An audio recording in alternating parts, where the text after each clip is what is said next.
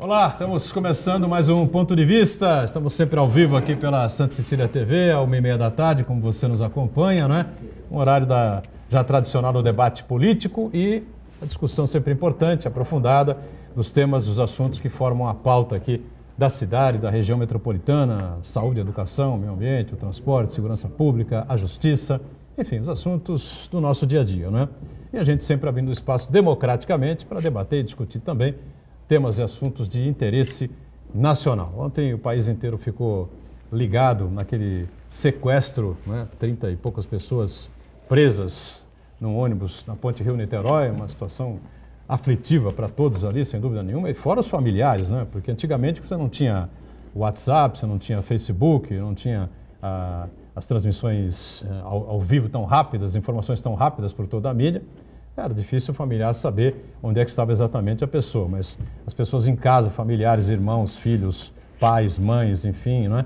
Acompanhando ali, amigos também, claro, né? Acompanhando ali pela televisão, ao vivo, a transmissão do familiar preso ali no ônibus, deve ter sido realmente algo extremamente desagradável, né? Para todos eles, e acabou como acabou, né? A PM do Rio de Janeiro agiu tecnicamente perfeitamente, na verdade, né?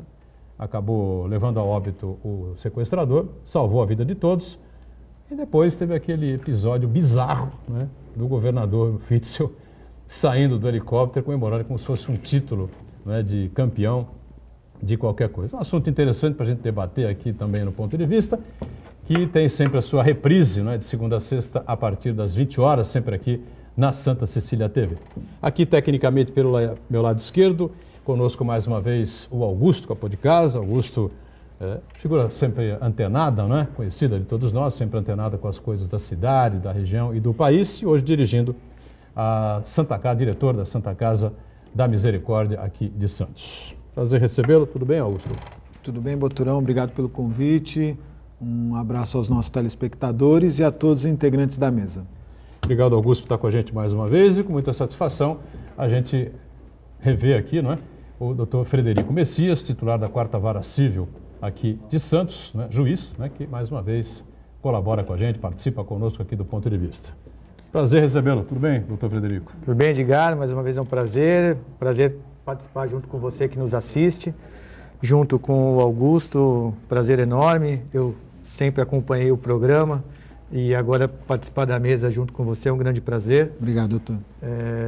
O Santana, que ainda vai ser apresentado, né? Então a gente quebra Santana, o protocolo. Não tem problema, Santana já é da casa. É sempre um grande prazer. Obrigado ao Frederico Messias por estar conosco. E lá na Ponto Marco Santana, atento às redes sociais, às nossas transmissões aqui do Ponto de Vista e a sua participação sempre muito importante com a gente aqui. Tudo bem, Santana? Tudo bem, boa tarde a todos. Quero mandar um abraço aqui para o meu amigo Sérgio, que ontem encontrei na padaria, que ele é telespectador assíduo aqui do Ponto de Vista. Sérgio, um grande abraço. E cumprimentar também o pessoal da Beneficência Portuguesa, o presidente Ademir Pestana, os demais colaboradores, uma entidade muito importante que hoje completa 160 anos de existência. Um grande abraço a todos. Eu quero cumprimentar você que nos acompanha ao vivo, convidar você a participar também do programa, mandando sua pergunta, crítica, sugestão, pelo Facebook, Ponto de Vista com Edgar Boturão, ou então por e-mail, contato@pontodevista.tv.br. O programa pode ser acompanhado ao vivo pela internet, santaportal.com.br/tv. As edições anteriores do Ponto de Vista ficam disponíveis na internet também, no nosso canal no YouTube e na nossa página no Facebook. E você que acompanha a reprise às 20 horas, uma boa noite. Boa noite para você que está na reprise. Lembrando sempre, programa ao vivo, não é? Acaba às 2h30 da tarde. A reprise do programa do Ponto de Vista é só às 8 da noite. Nesse espaço de tempo, eu digo todos os dias, eu sou obrigado a repetir, até Deus duvida de algumas coisas que às vezes acontecem na nossa confusa República Brasileira. Bom, pegando o gancho aí do Marco Santana, claro, parabéns a toda a comunidade, né, os pessoal que mantém lá a Beneficência Portuguesa, aos conselheiros, ao presidente Ademir Pestana. E a Beneficência Portuguesa tem uma história muito rica, né? E para mim, especialmente, tive um tio médico, né, de qual herdei o nome, que foi diretor clínico, né, da Bene durante um certo período, foi médico da Beneficência durante muitos anos, né?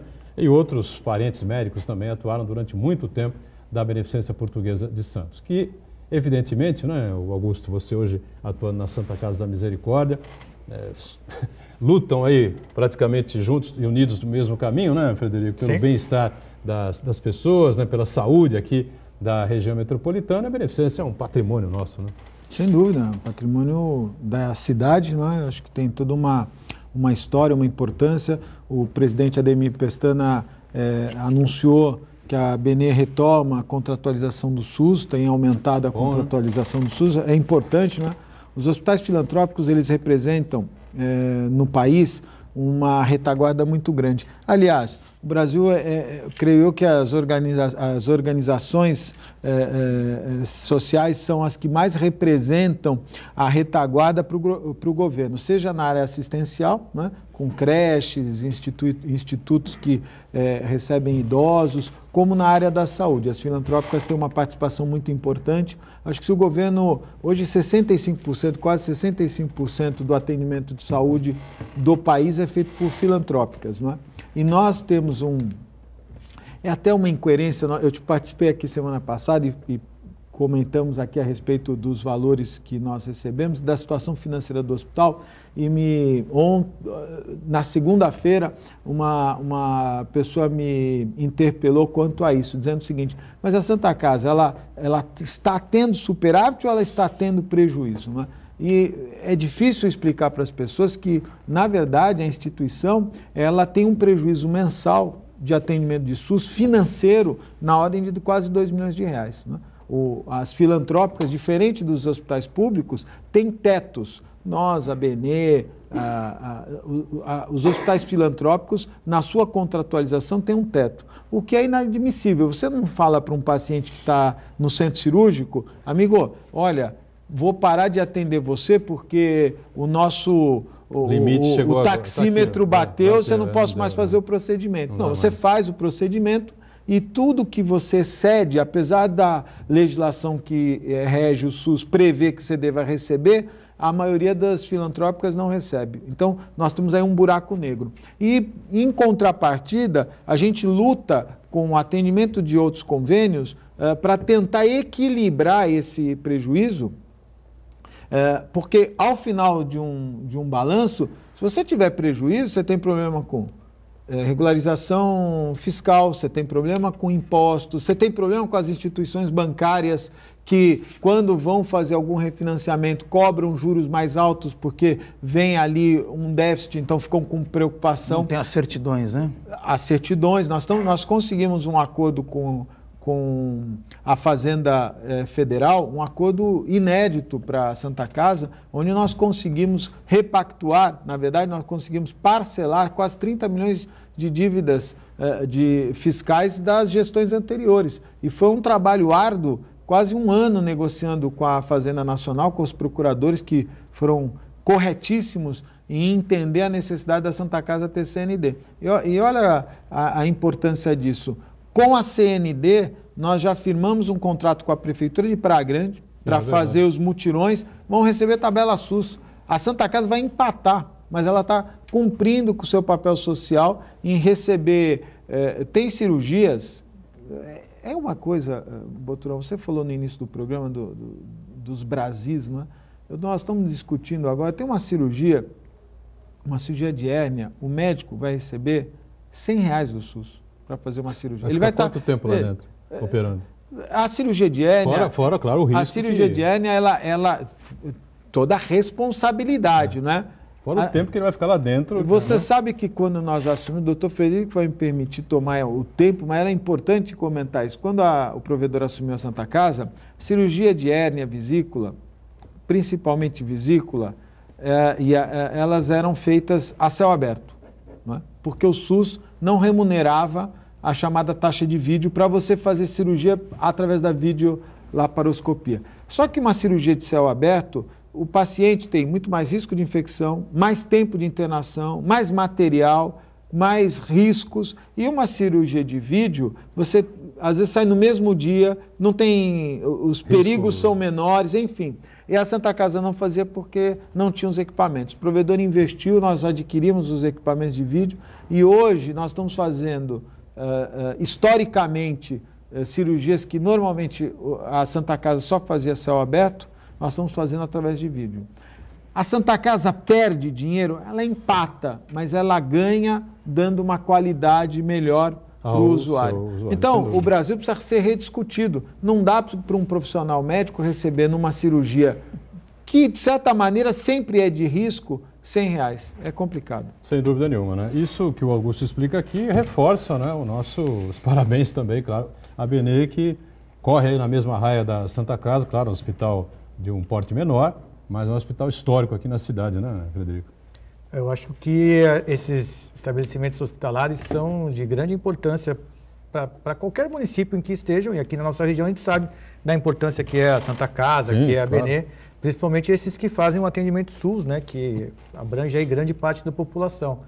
E eu aproveito para complementar pela gestão da Santa Casa, que vem empreendendo esforços aí no sentido de prestar um melhor atendimento, equilibrar contas, e a gente percebe isso porque a gente acaba recebendo, às vezes, processos, né? E recebia processos, aí os processos acabam diminuindo e hoje a gente vê, na verdade, a Santa Casa sendo autora de processos, cobrando essas dívidas e não no polo passivo, não sendo cobrada. Então, realmente essa mudança de gestão que reflete na qualidade do serviço.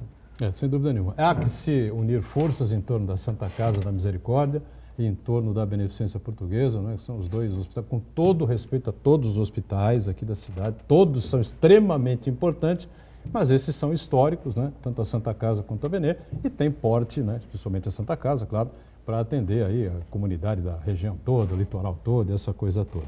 Bom, eu falei no começo do programa, evidentemente não dá para a gente passar batido, no episódio de ontem foi um episódio cinematográfico, né, na ponte Rio-Niterói.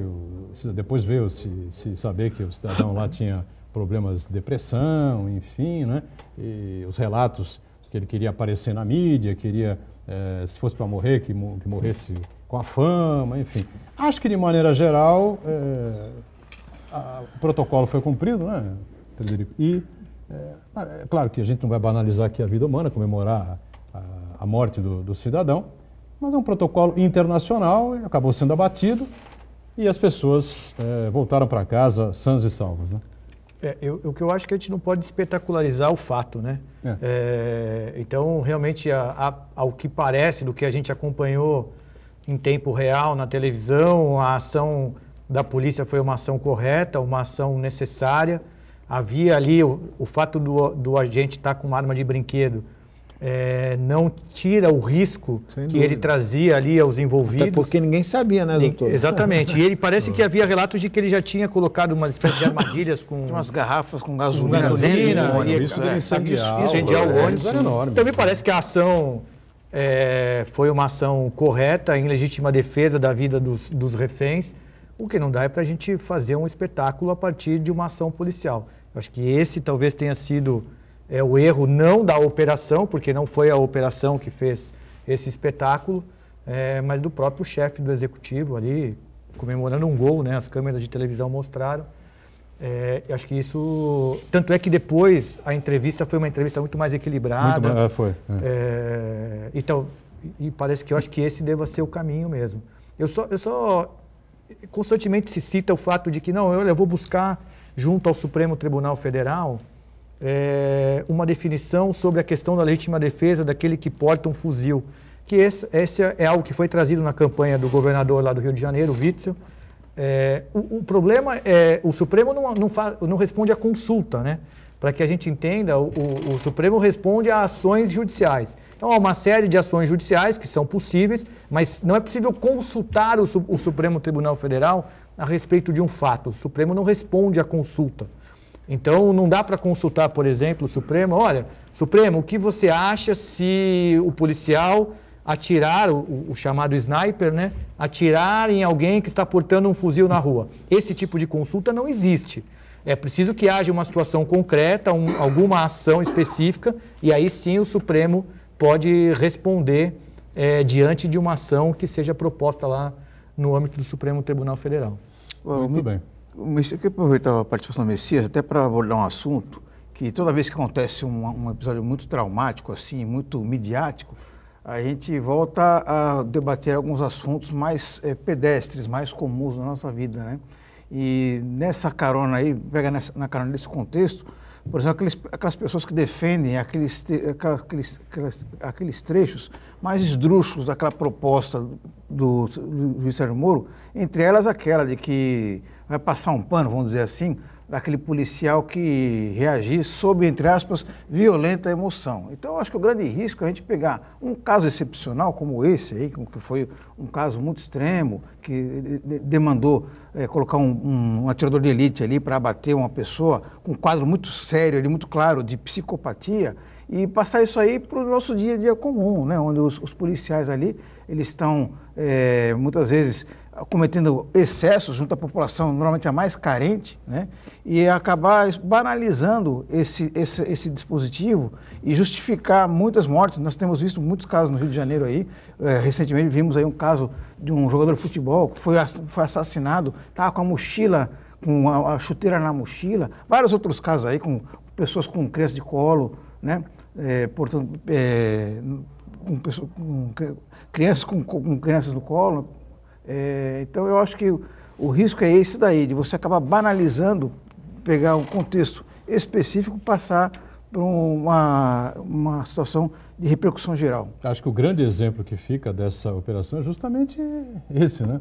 Não houve excesso de maneira alguma, houve uma racionalidade extrema, profissionalismo extremo, né, por parte da... Acho que foi o BOPE, né? Um profissional de elite, né? Treinado. Que ali, né, na verdade, o que foi possível, estudaram o caso, houve tempo, claro. Foi possível isolar a ponte, enfim. O grande problema é como se estivesse numa guerra, né? Quando você estiver num ambiente de guerra, é difícil você entrar pedindo da licença, né? Sim. É claro que o dispositivo que você cita no projeto anticrime, que eu não considero esdrúxulo, né? Você citou o projeto como esdrúxulo, eu não considero o projeto... são esdrúxulos, né? O que é violenta emoção, por exemplo, né? Então, mas veja, o próprio Código Penal já está... Eu não sou especialista aqui no direito penal, já estou há muito tempo afastado. Mas o próprio Código traz a violenta emoção como uma hipótese de abrandamento da pena. É claro que eu concordo com você inteiramente quando você diz que isso não pode se tornar a regra nem banalizado. Mas a gente tem que compreender também a atuação policial numa operação dessa de invasão. Ali, o grande problema, diferente da ponte, é que quando a operação policial entra numa dessas comunidades, você tem ali os moradores honestos, trabalhadores, que são a grande maioria, mas que estão misturados e os bandidos se aproveitam disso para ficarem ali também naquele ambiente. Se protegem com a comunidade. E esse embate, essa separação, às vezes, é muito complicada.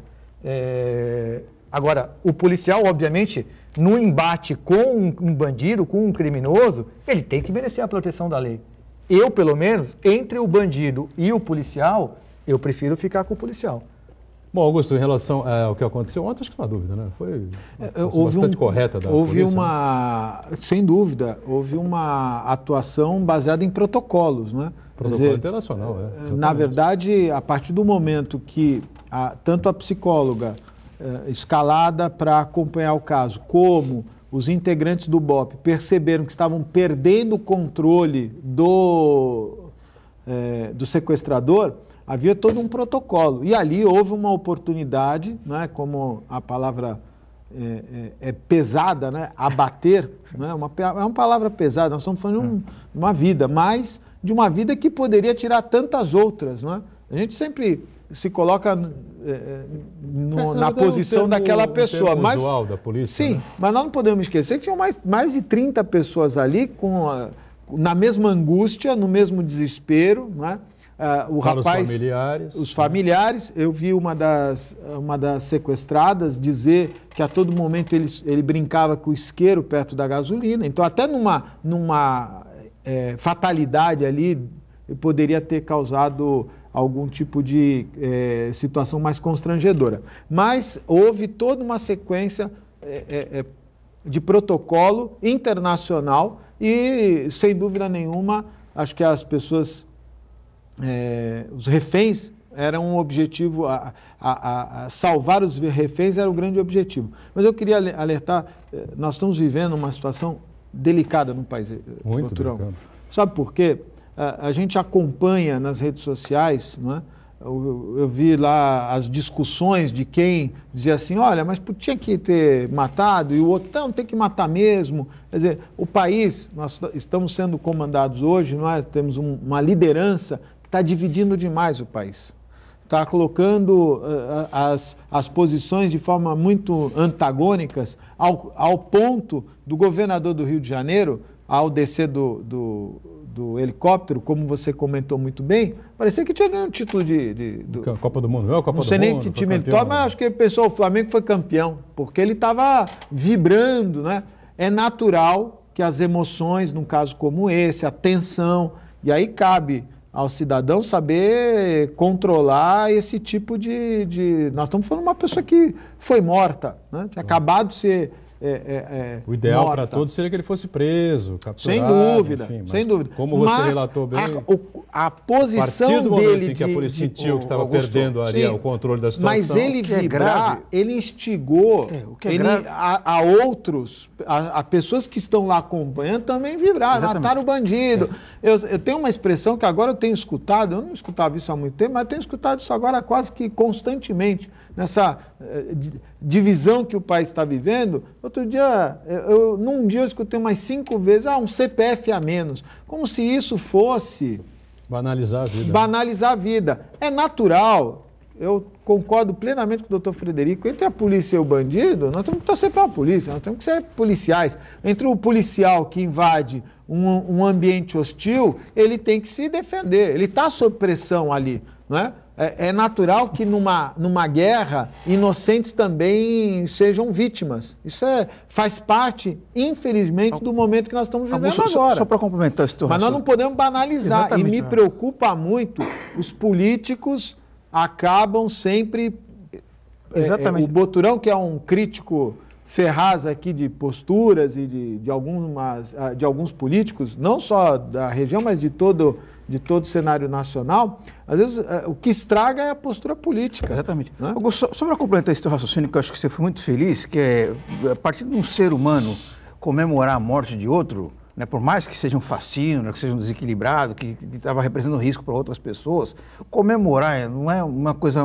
natural, lógico que não. Não. Agora, fica mais grave ainda quando é um governador de estado, que é o comandante da Força de Segurança do Rio de Janeiro, o que acontece? Inspira outras pessoas que têm uma potencialidade para pensar dessa maneira, né? E aí, o doutor Frederico, eu caio naquela questão que a gente estava falando antes, de agir sobre violenta emoção, que é uma coisa muito subjetiva e pode ser um raciocínio, né, um valor muito elástico demais, né? E aí, na periferia ali, como o senhor bem citou, como tem bandido misturado a trabalhador, esse risco de confundir o trabalhador com o bandido fica sendo um risco considerável, aceitável. Então, esse é o grande perigo que a gente vive. Mas aí é culpa do Estado. Então, eu acho que a culpa não é da polícia.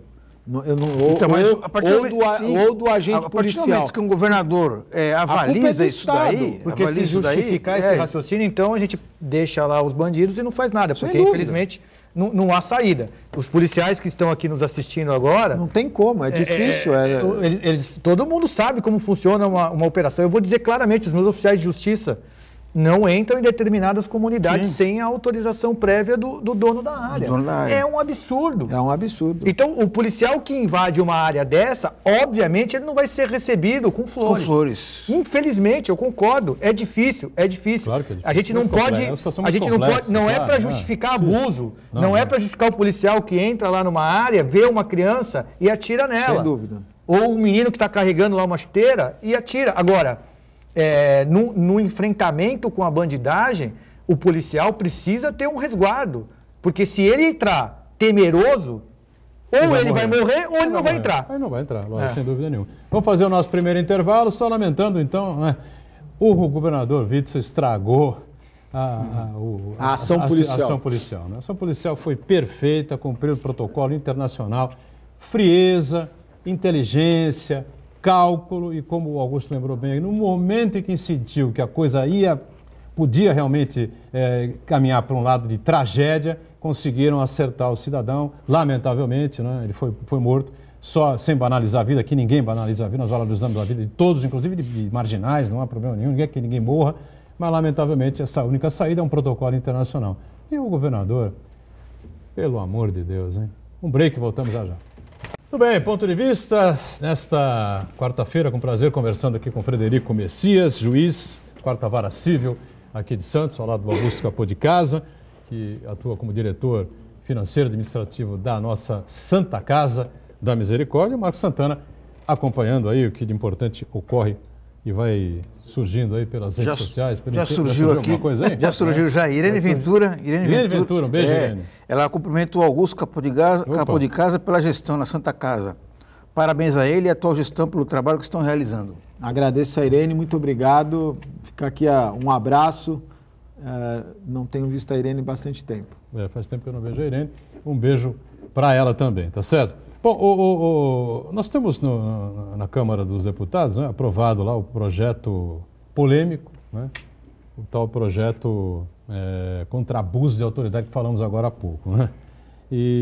Mas isso é mais amplo do que propriamente uma atuação policial na rua que possa ferir algum inocente, essa coisa. Houve um episódio aqui histórico, há mais de 10 anos, 12 anos aqui, no Canal 3, né? Onde havia lá uma situação envolvendo um tal doleiro que morava ali no prédio e tal, né? Houve uma tentativa de assassinato, se não me engano, contra esse doleiro, a polícia foi chamada, chegou, enfim, uma troca de tiros entre quem queria pegar o doleiro e a polícia que foi lá para defender, enfim. Morreu um rapaz, um homem, não é? Que passava pelo outro lado da rua, andando com seu cachorro, enfim, não tinha absolutamente nada a ver com a história. Então, realmente, ali houve equívoco, houve excessos, não é? A operação conduzida equivocadamente, não é? Com todo respeito a quem participou dela, se estiver aí nos acompanhando, quiser explicar também, estamos aqui. À vontade é só enviar um e-mail, se quiser vir aqui um dia para explicar, a gente recebe com todo prazer. Mas voltando a essa questão, o Frederico, Augusto, evidentemente todos nós vamos comentar, debater, mas o especialista aqui no assunto, evidentemente que é o doutor Frederico. Afinal de contas, onde é que vamos parar com essa lei de abuso de autoridade, se é que era necessário criar uma nova lei tratando desse tema? A lei que existia era uma lei antiga, uma lei ainda da época do regime não democrático, anterior à Constituição, que tratava do abuso de autoridade. Era uma lei que, na verdade, fica meio que esquecida, não se falava muito disso. É fato que, após a Lava Jato, se buscou essa legislação, ou uma nova legislação. Em um determinado momento, a sociedade reagiu, a Lava Jato estava muito forte naquela época, e aí o Congresso deu uma acalmada nesse assunto. Lembrando que o autor, né, no Senado é exatamente o senador Renan Calheiros. Exatamente. Pô, tem a dó, hein? E aí, posteriormente, o que indica que realmente era uma reação. Quando a Lava Jato, de alguma forma, se enfraqueceu a partir das mensagens que foram vazadas lá pelo Intercept, esse projeto voltou à tona. Na verdade, ele era um projeto que era um pouco mais específico da magistratura do Ministério Público. O projeto que foi aprovado é um projeto amplo, que envolve agentes públicos em geral. E tem ali alguns pontos, não diria que o projeto inteiro é um projeto que traz algum tipo de perigo, mas tem alguns pontos específicos, que inclusive foram objeto de nota técnica do ministro Sérgio Moro, que deveriam ser vetados em prol da preservação da independência da atuação desses agentes públicos, principalmente Ministério Público e magistratura. As prerrogativas que o juiz tem não são prerrogativas minhas, da pessoa, são prerrogativas do meu cargo para que eu possa ser independente na hora de julgar.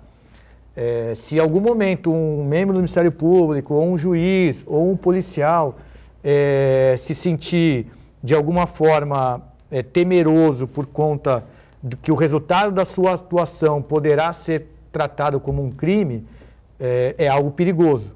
Então, me parece que a gente precisa ter, a lei pode existir, mas os delitos que ela trata, que seriam chamados os delitos de hermenêutica, de interpretação, que levam a um conceito muito aberto do que poderia resvalar na função do juiz e do Ministério Público, eu acho que esses devem ser vetados pelo presidente, ainda está no prazo do veto.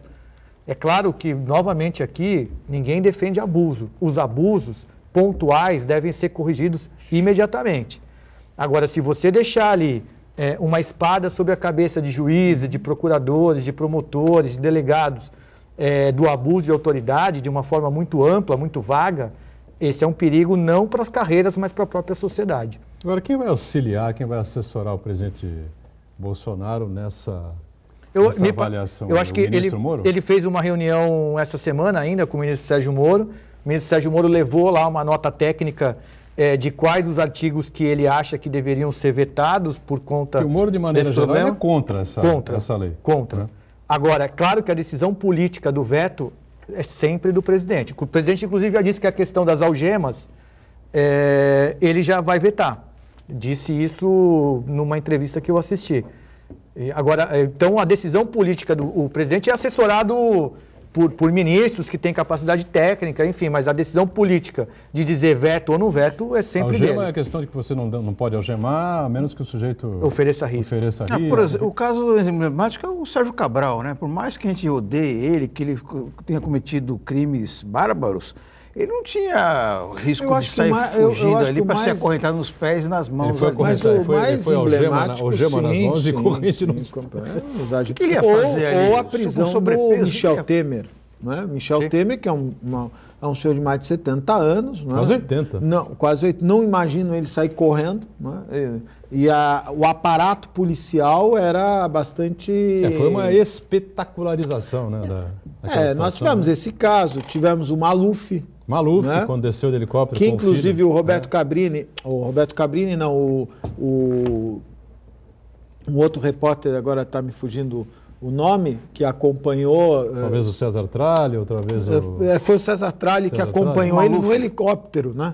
Ou o César Galvão, né, que também atua muito nessa área. Eu queria fazer eu acho que o país, todos quando o presidente eleito anunciou o Sérgio Moro, houve uma sensação, um sentimento de que nós efetivamente iríamos mudar algumas das nossas regras, né, e que, creio eu, que atrapalham um pouco o bom andamento da sensação de punição. O Brasil sofre muito com a falta de sensação de punição.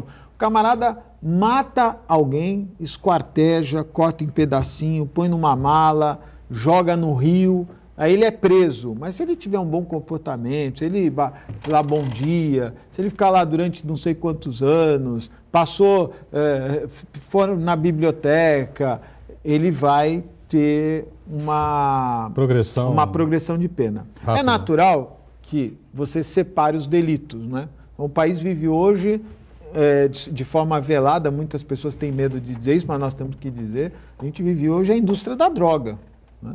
Hoje, se o governo viesse com uma ação efetiva de combate às drogas e punisse, fosse em cima, nós teríamos um colapso financeiro, porque a droga, infelizmente, faz parte hoje de um mecanismo de empregabilidade, né? Existem famílias e mais famílias vivendo no contexto econômico do país. É uma realidade. Não adianta a gente querer se enganar que nós vamos ter mas a realidade é essa. Como eram as empreiteiras. Foram destruídas na Lava Jato. Como foi o jogo do bicho em outras épocas, enfim. Se está certo ou não é... Estou avaliando a questão econômica. Dizendo isso, é lógico que nós temos que separar aquele camarada que está preso por tráfico de droga. Eu quero separar bem, porque existem crimes, não dá. O camarada que mata a mãe, o camarada que mata o pai, não há perdão para um crime como esse, não é? As pessoas imaginam que durante um determinado momento ela vai refletir, vai dizer errei, mas ela tem que pagar por aquilo, porque é uma ação muito, muito maior do que a sua existência. E eu creio que esse projeto do Renan Calheiros coloca uma pá de cal nessa sensação que nós tínhamos de que as coisas iriam mudar. Foi um projeto para proteger os senadores e os deputados? Eu acho que sim. Ou de punição, né? Ou mais ainda, ou para dizer o seguinte, olha, aqui quem manda somos nós, né? O senhor lá, quando o senhor tinha a caneta e dava os seus despachos, o senhor mandava. Agora, né, o doutor Frederico tem aquela expressão, né, de que ordem de juiz não se discute, se cumpre. Então, quando o juiz Moro ocupava o cargo, ele tinha um poder. Hoje ele tem um cargo político, não é? Está aí a polêmica do COAF.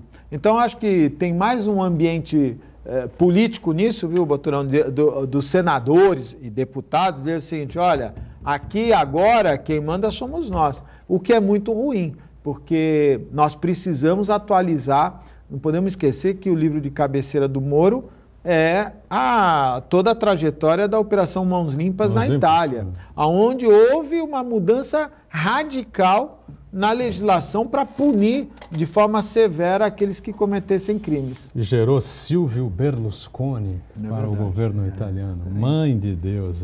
Bom, só aquela coisa que o Santana citou há pouco, né, quando realmente foi uma coisa absurda, né? Você tirar o Sérgio Cabral, transferir o Sérgio Cabral de presídio com a algema nas mãos e corrente nos pés. Mas é que ele tinha criado lá em Bangu um motel, né? Dentro da prisão, enfim. E a imprensa descobriu, veio à tona na Globo, na Record, né, e toda a mídia nacional, né? O quarto lá, TV de plasma, os queijos, espelho, né? Vinhos e tal, não sei o quê, e os caras tiraram ele aí, puseram ele na frente de todo mundo daquele jeito para dizer, olha, não é assim não, aqui ele é qualquer um e tal, quando não era, e continua não sendo qualquer um. É um governador, né, multimilionário, ainda está multimilionário, apesar de tudo que tiraram dele, enfim, vai morrer multimilionário, porque não vão conseguir tirar dele tudo aquilo que ele roubou vergonhosamente no governo do Rio de Janeiro. Né? Boturão, eu queria dar uma sugestão. Uma ação que deveria, seja dentro de uma legislação ou um protocolo de atuação, esse agente, não é? Principalmente esses casos de grande repercussão, o agente não poderia ser identificado. Ele deveria atuar na prisão ou na condução com aquela com a touca, né, que impede o reconhecimento. Digo por quê? O japonês, né, virou até piada isso, né? Virou marcha de carnaval. E aí, quando foram levantar a ficha do japonês, era uma coisa curiosa, era um cara que tinha problemas na justiça, respondia processo prendendo o outro. Então, chegou a ser preso. Então, às vezes a questão da algema é até impactante, mas um agente não poderia estar identificado para não criar outros japoneses. Consta que quando a Polícia Federal chegou à residência do ex-presidente Lula, a primeira pergunta que ele fez foi o seguinte, cadê o japonês da Federal? Não veio com vocês aí, né? Estão com a marca aí do japonês da Federal. Tem um assunto polêmico também, a gente queria aproveitar aqui, o Frederico Messias é um juiz reconhecidamente, né? Eu diria à frente do seu tempo, né? Mas tem coragem para mexer em determinados pontos, enfim, né? E foi feliz em muitos deles.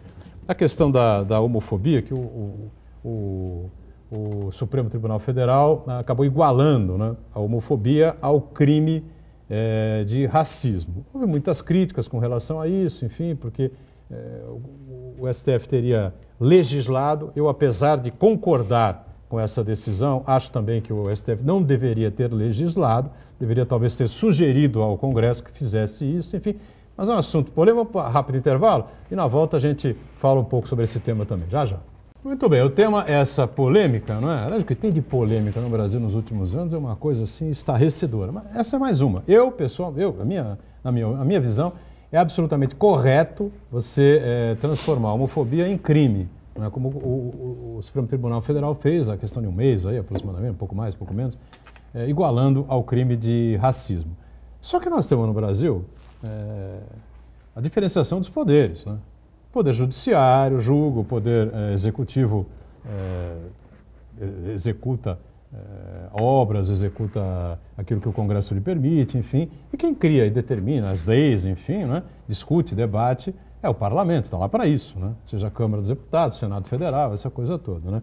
Eu queria ouvir o doutor Frederico, o Augusto fica à vontade, Santana também, esse tema que é polêmico e vamos dizer assim, essa igualdade aí determinada pelo Supremo Tribunal Federal entre a homofobia e o crime de racismo. É complexo mesmo, né? Então, vou procurar usar a linguagem mais acessível possível, porque ninguém tem que ser técnico em direito. O fato é o seguinte, nós temos uma Constituição que, segundo a visão do Supremo, ela obrigava o parlamento a legislar sobre esse tema. Esse tema era um tema que o parlamento não tinha a opção de legislar ou não. Dada a relevância do conteúdo dessa temática, o parlamento, ele era obrigado a legislar. Há vários temas em que o Congresso pode optar por legislar ou não. Olha, achamos que esse tema não deve ser objeto de lei, outro sim, enfim. Mas esse era um tema que a Constituição impunha que o parlamento atuasse e elaborasse uma legislação. O fato é que nós sabemos que, desde que a Constituição foi editada, essa legislação nunca veio. E nunca veio por quê? Porque ela esbarra em interesses junto dos parlamentares que são opostos a essa ideia da proteção do gênero e, consequentemente, os crimes de transfobia. O que o Supremo fez, uma vez provocado, eu sei que os penalistas, eles criticam, e a crítica é bem forte no sentido de que o Supremo teria legislado, criado um tipo penal sem previsão legal. O que o Supremo fez, e a leitura do acórdão é nesse sentido, é uma interpretação no sentido de que os crimes de transfobia, por configurarem uma violência de gênero, estariam inseridos no conceito de racismo. Portanto, eu não estou criando um tipo penal novo, eu estou apenas dizendo que violência decorrente de crimes de transfobia é violência que se insere no conceito de racismo e, portanto, o racismo já é um tipo penal que permitiria essa aplicação. O que é o crime de transfobia? Qual é a característica dele? A característica... Você xingar o outro de... A característica como o Santana acabou comentando, é a questão do ódio em relação ao gênero. E aí o gênero pode ser homofobia, pode ser... Sim. Aí seriam todos... Porque eu posso te xingar, por exemplo, e isso vai configurar crime. Eventualmente pode configurar uma calúnia, uma injúria, uma difamação. Se eu xingo um transexual por conta da condição de transexual, eu estaria, então, cometendo um crime transfóbico em razão do gênero. Eu sei que é polêmico, é muito complexo, mas o que aconteceu naquela sessão do Supremo foi isso, um voto do ministro Celso de Mello, que, se a gente reconhece alguém como um grande juiz do Supremo Tribunal Federal, é o ministro Celso de Mello. Claro. Então, agora, foram várias críticas nesse sentido, mas o parlamento pode legislar. Ao momento em que o parlamento editar a legislação sobre esse tema, a decisão do Supremo perde objeto. E aí passa a vigorar a legislação. A legislação do Congresso. Aprovada no Congresso. No Congresso. É apenas um período enquanto durar a ineficiência legislativa, prevalece a decisão judicial. Não sei se alguém quer questionar ou quer comentar sobre isso, mas tem uma novidade aí na Justiça Desportiva. Eu entendo isso como uma aberração, né? Em todo caso, o STJD, que é o Superior Tribunal de Justiça Desportiva, decide punir ações homofóbicas em estádios com perda de pontos. Então, tem aquela história que foi criada, se não me engano, começou no México, enfim, né, se espalhou pela América Latina inteira, não sei se na Europa existe, até acho que não, né? O goleiro vai bater o tiro de meta. Aí a torcida começa, o goleiro bate do meta, né? Todos os estádios brasileiros você ouve isso. Então, o Superior Tribunal de Justiça Desportiva resolveu, né, que, eu não sei como é que vai configurar isso, acho que isso vai parar na Justiça Comum, né? Provavelmente. Um clube de futebol... Eu não estou preocupado com os goleiros, eu estou preocupado com os juízes, não é? Não, porque como veja... é que vai fazer para julgar esses casos? Não, vê... É insano isso. Sabe qual é o problema? Nós não podemos inventar. As pessoas que inventam determinadas situações são muito complexas, né? Imagina um estádio de futebol, que é no país, não só o Brasil, mas outros países vivem esse problema de saber lidar com as torcidas, né? Esse é um problema. Na verdade, o problema não é a torcida, é a condição do jovem que às vezes não tem oportunidade de lazer e vai para o estádio e acaba extrapolando, né? Extrapolando, né? Tem que ser punido, deve pagar por isso. E nós já tivemos aqui centenas de casos gravíssimos, né? e não é de hoje. Mortes, Começa com a Copa São Paulo no Pacaembu, acho que é 10, 15 anos atrás, não é? Então, Agora, o que me chama a atenção, e isso é muito preocupante, o país, ele... Aqui está o que eu achei na web. Desculpa, viu, Botrão? Vou tirar daqui. O Augusto achou alguma coisa na web? Eu tô... com cola isso. Eu preciso tirar o... Como é que chama a moça que você fala? Siri. E ela... Siri. Preciso tirar a Siri, porque eventualmente acontece esse tipo de problema. Mas programas ao vivo tem essas vantagens, né? A gente acaba... É o tempero do programa. É o tempero do programa, né? Mas eu acho que a situação de punição para alguém que ofende, independente de se é uma questão de gênero ou, no caso, o racismo hoje já é punido de forma muito forte, mas nós tivemos agora, essa semana, um fato brutal.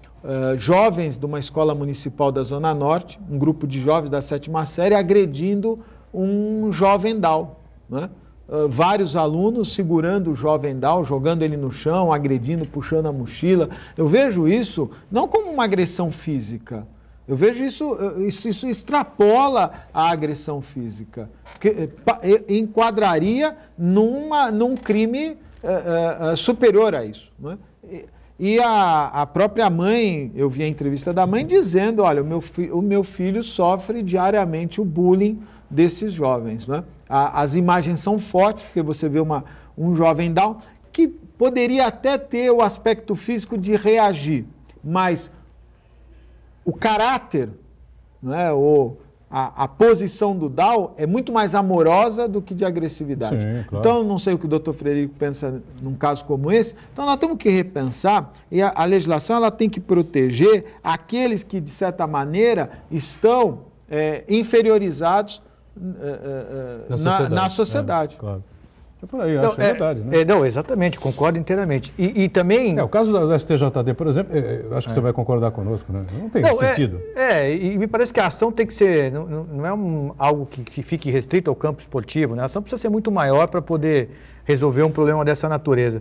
Acho que eu sempre digo que o fato de você transformar uma determinada ação em crime é algo que indica ali que, olha, o Estado... não tolera esse tipo de situação e tal, mas a transformação em crime ou o agravamento de penas de determinados crimes não é isso que resolve o problema da sociedade. O problema da sociedade é muito maior e se nós lembrarmos, como vocês estão nostálgicos hoje, quando mataram a filha da Glória Pérez lá em 90, né, e que se veio a lei dos crimes hediondos e depois o agravamento dela, o que mudou da lei dos crimes hediondos para cá em termos de violência? Só piorou. Então, quando eu estabeleço... Quando aconteceu um determinado fato, não, vamos criminalizar isso. Ou então vamos aumentar a pena. Né? Isso não resolve. Na verdade, o que resolve é uma ação muito maior. Não coibiu, né? Não coíbe, né?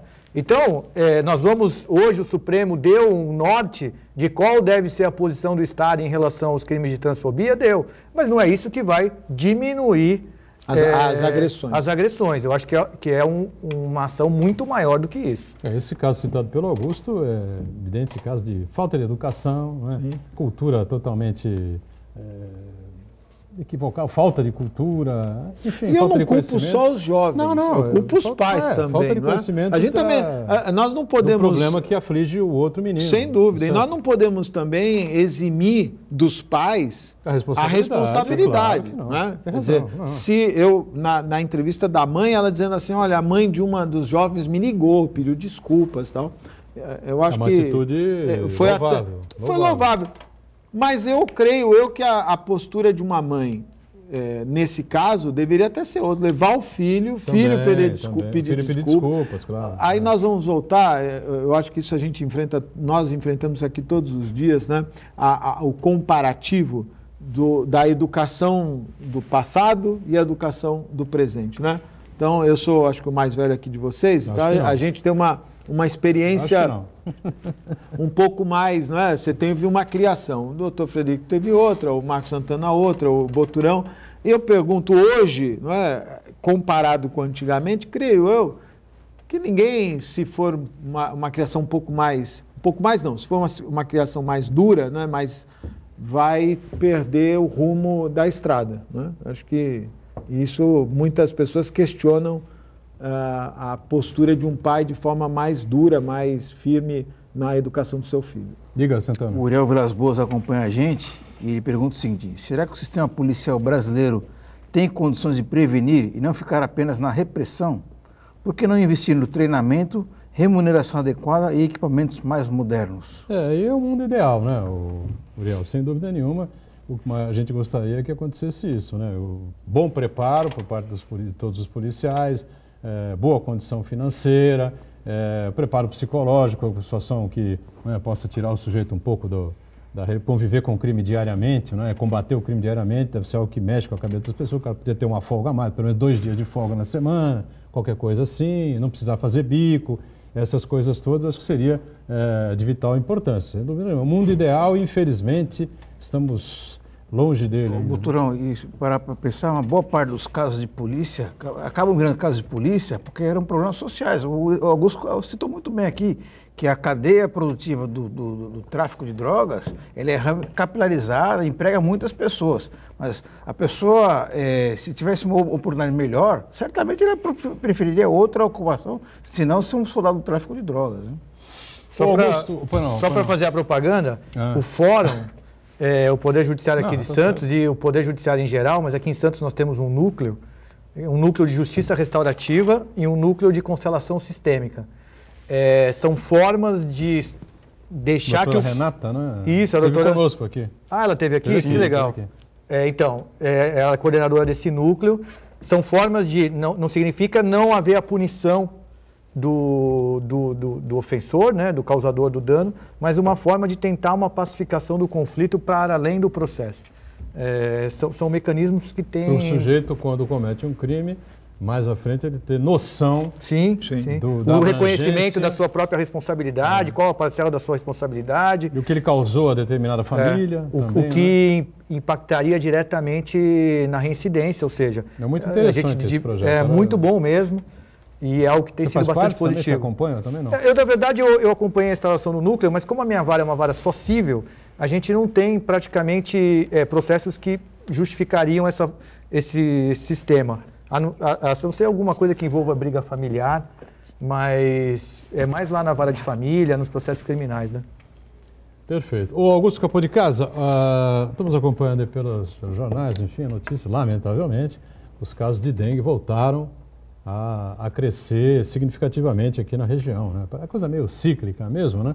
Talvez seja aí um outro tipo, não sei exatamente, falar com os médicos, enfim, você tem contato diário, não sei se a Santa Casa já está sentindo lá na Santa Casa, no atendimento, enfim, essa situação ou ainda não? Nós temos o atendimento que a Santa Casa tem do paciente que vai direto à Santa Casa através do pronto-socorro, no pronto-socorro de convênios, não é? Nós não temos... O paciente deve ir à UPA e quem faz essa regulação de encaminhamento para a Santa Casa é a própria UPA. Nós só recebemos o paciente encaminhado pelo SAMU. Politrauma, então, tiro e tal. No nosso pronto-socorro... ainda sentido o drama, né? No pronto-socorro nós não temos sentido um número significativo. Houve uma preocupação, razão do sarampo, é natural, as pessoas ficam mais temerosas, né? E acaba criando uma demanda maior, né? Isso e há uma diferente em outros continentes, na Europa, no continente americano, onde o paciente, o pronto-socorro, ele só vai quando realmente ele está numa situação que merece a atenção do pronto-socorro. No Brasil, as pessoas ainda têm o hábito de ir ao pronto-socorro porque querem ser atendidas, né? Esse é um hábito que acaba sobrecarregando o pronto-socorro e você, em determinados momentos, você tem um atendimento que você não consegue regular, então você tem um atendimento maior de atendimentos médios, né? Que não deveria, que poderia ter sido resolvido, por exemplo, no ambulatório com uma consulta, com um exame, você consegue minimizar isso. Eu queria fazer aqui só uma observação. Depois eu posso fazer uma pergunta? Por favor, doutor. Recentemente nós tivemos, pelo menos eu tomei conhecimento, mais um caso envolvendo criança que necessita de cirurgia cardíaca e pediátrica. Qual é o passo que está hoje? Existe alguma perspectiva de nós termos esse atendimento aqui na região? Você vê que não sou eu que fica preocupado com esse tipo de... Mas, olha, a oportunidade que o senhor nos dá é muito grande. É muito importante, porque, veja, a Santa Casa ela não é contratualizada pelo SUS para fazer a cirurgia cardíaca pediátrica. Então, nós não somos habilitados. Isso quer dizer o quê? Se a Santa Casa eventualmente fizesse essa cirurgia, ela não receberia. Né? A proposta que nós desenhamos e apresentamos, inclusive tem uma decisão judicial obrigando, me parece que o Estado recorreu, mas obrigando que a Santa Casa instalasse o atendimento para a cirurgia pediátrica, o Estado contratasse a Santa Casa para a cirurgia. Mas, na verdade, existem algumas cirurgias, e essa é uma, que o correto é você ter um núcleo, um centro, então um hospital referência que faça 3, 4 cirurgias dessas por dia, então tem uma equipe afinada, não é o nosso caso, nós temos uma a cada 15 dias, uma a cada 30 dias. O que acaba acontecendo? Onde está a falha aí, doutora? Eu vou direto, porque eu sei que o tempo é escasso, eu vou direto no problema. Hoje a falha está na falta de vagas que o Estado oferece num hospital referência. Então, qual é o hospital referência? O Estado tem o Dante Pazanese, o INCOR, tem um hospital em São Bernardo que eles contratualizaram. Aonde está o delay? Nós estamos com uma criança no Guilherme Álvaro aguardando vaga. Nós estávamos com uma criança na Santa Casa aguardando vaga. Eu posso montar uma equipe para fazer essa cirurgia? Poderia, eu não tenho, eu poderia montar essa equipe. Essa equipe vai fazer uma cirurgia a cada 10 dias. E se vier uma equipe do Dante fazer? Sem problema nenhum. Eles não podem articular Veja, isso? nós podemos, nós nos colocamos à disposição. Se você pede, mas o Estado não envia. Não é que eu peço, eu não pedi para vir uma equipe do Dante. Nós nos colocamos à disposição. Sim, porque o Estado resolve.